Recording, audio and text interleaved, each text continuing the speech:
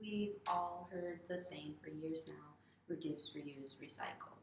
I remember learning it as young as elementary school, however, not fully understanding what that means or why or how any of the processes worked. And it wasn't even until about a year ago that I looked into how this process of managing our waste works. Um, I want to tell you a story about how me getting rid of 500 pounds of my waste led me to the idea of minimalism. I'd moved out of my parents' home and gone to college. And I went back home one time and I was like, wow, I have so much stuff. And I wanted to get rid of it. And one day I grabbed some garbage bags and I started packing everything up and cleaning things that I didn't want anymore: clothes, trash, books, paper, notebooks, all sorts of stuff. And my dad explained to me how to bring it to the landfill. And so I did, and I got there and I was astonished by how much waste was there in the town of Sioux Center, which isn't even a large town at the time, probably like 7,000 people. And I was like, wow, there has to be so much more everywhere else. Like, I didn't know what to do with all of that information. And it inspired me to look into minimalism. And I watched documentaries and looked up a lot of different blogs and things like that. And it led me to the idea of zero waste, which is an incredible idea, nearly impossible, especially in today's society in America. But it's where a way of life in which you produce no waste. It sounds so blissful.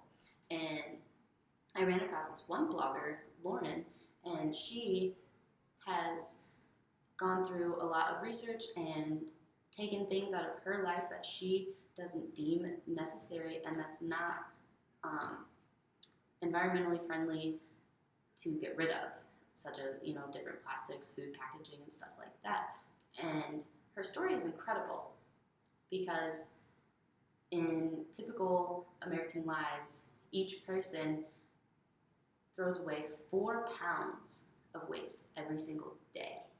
And this woman, Lauren, has found a way in her life to accumulate enough waste in 4 years to fit in this jar, which is insane.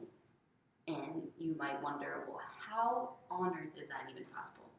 And it comes down to really reflecting on your own life and all of the decisions that you make. You have to think beyond just, oh, I want this, or oh, I need this.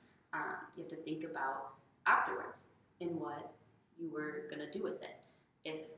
If there's no way to get rid of this product sustainably, then really think, how bad do you need it? Or is there a different way to obtain a similar or the same item without having to produce waste?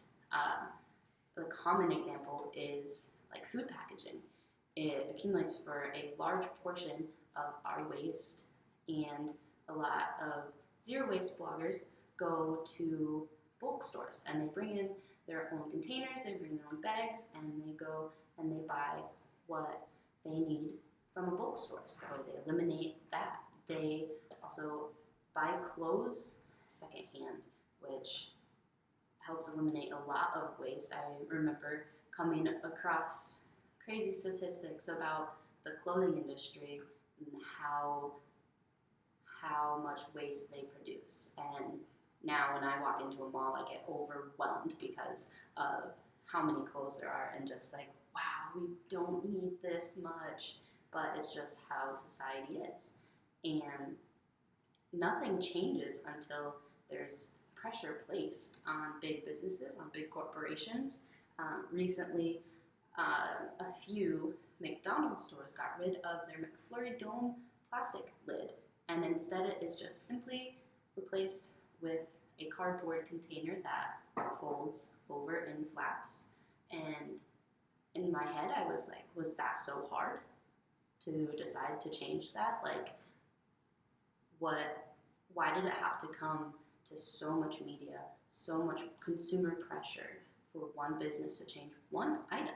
And it's because they don't have anybody keeping them accountable. And so it's people like Lauren sharing their story and sharing how they go so opposite extremes from the typical American 4 pounds every day to 1 pound over 4 years that all fit in this jar.